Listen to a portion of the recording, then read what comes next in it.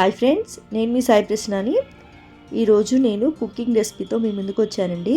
అదేంటంటే గోంగూర పులుసు అండి.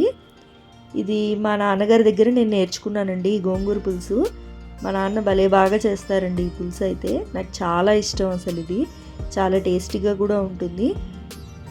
లేట్ చేయకుండా వీడియోలోకి వెళ్ళిపోదామండి. అంతకంటే ముందుగా మన ఛానల్ని ఎవరైనా ఫస్ట్ టైం చూస్తున్నట్లయితే సబ్స్క్రైబ్ చేసుకోండి. సో దీనికి కావాల్సింది గోంగూర, పచ్చిశనగపప్పు అండి. సో ఈ గోంగూర ఫ్రెష్గా నేను పెద్ద కట్ట ఒక గోంగూర కట్ట తీసుకున్నానండి. ఫ్రెష్గా కడిగేసి పెట్టుకున్నాను. అలాగే దానికి కావాల్సిన పచ్చిమిర్చి అంటే మన కారానికి సరిపడా.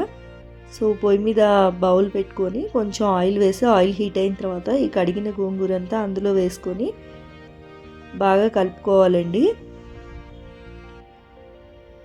అంటే బాగా మెత్తగా కుక్ అవ్వాలండి ఈ గోంగూర.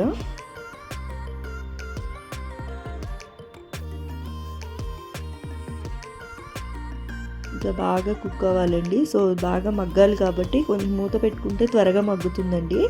కొంచెం పచ్చిమిరపకాయలు కూడా వేసేసుకొని మూత పెట్టుకుందామండి. మధ్య మధ్యలో తిప్పుతూ ఉండాలండి గరిటెతో, లేకపోతే అడుగంటేస్తుంది. మధ్య మధ్యలో తిప్పుతూ ఉండి. సో పచ్చిశనగపప్పు నేను ఒక హాఫ్ అన్ అవర్ ముందు నానబెట్టుకున్నానండి. టూ స్పూన్స్ పచ్చిశనగపప్పు. సో 2 స్పూన్స్ అయితే సరిపోతుందండి. అంటే కొంచెం పెద్ద స్పూన్స్ ఉంటాయి కదా, వాటితో 2 స్పూన్స్ ఒక హాఫ్ అన్ అవర్ ముందు నానబెట్టుకోవాలండి పచ్చిశనగపప్పు. నానబెట్టుకుని వేసుకుంటే ఏంటంటే త్వరగా కుక్ అవుతుంది అండ్ ఎక్కువ టైం కూడా తీసుకోదు. నానబెట్టి ఉంటుంది కాబట్టి, కొంచెం నాని ఉంటుంది కాబట్టి. సో ఇందులో మనం పసుపు, రుచికి సరిపడా సాల్ట్ వేసేసుకొని మిక్స్ చేసుకొని మళ్ళీ మూత పెట్టుకోవాలండి. ఒక 2 మినిట్స్ అలా కుక్ చేయాలి. నేను మా నాన్నగారి దగ్గర నేర్చుకున్నానండి. చాలా టేస్టీగా ఉంటుంది ఈ పులుసు కూర అయితే. ఒకవేళ మీకు ఆకు అనేది పులుపు లేకపోతే కనుక చింతపండు రసం, దానికి సరిపడా చింతపండు రసం వేసుకోండి.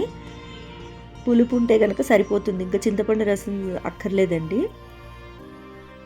సో ఈ విధంగా కుక్ అయితే సరిపోతుందండి.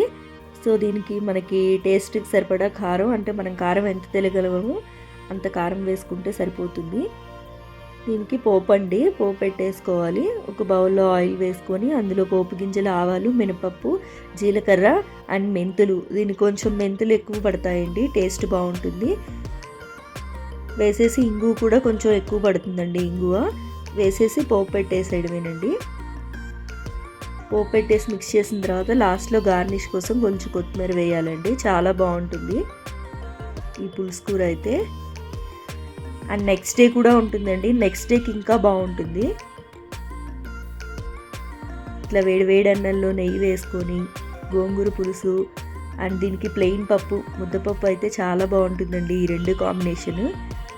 అండ్ ఇందులో పచ్చిశనగపప్పు ప్లేస్లో కూడా మెంతులతో చేసుకోవచ్చండి. మెంతులు 1 స్పూన్ అలా వేసేసుకొని 1.5 స్పూన్ అలా వేసుకొని మెంతులతో కూడా బాగుంటుంది ఈ గోంగూర పులుసు.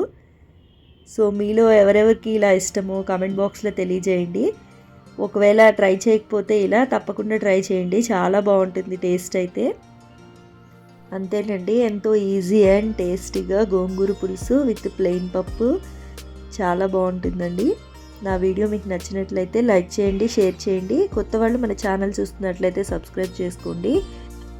అలాగే నా రెసిపీ ఎలా ఉందో తప్పకుండా కామెంట్ బాక్స్లో తెలియజేయండి ఫ్రెండ్స్. Thanks for watching.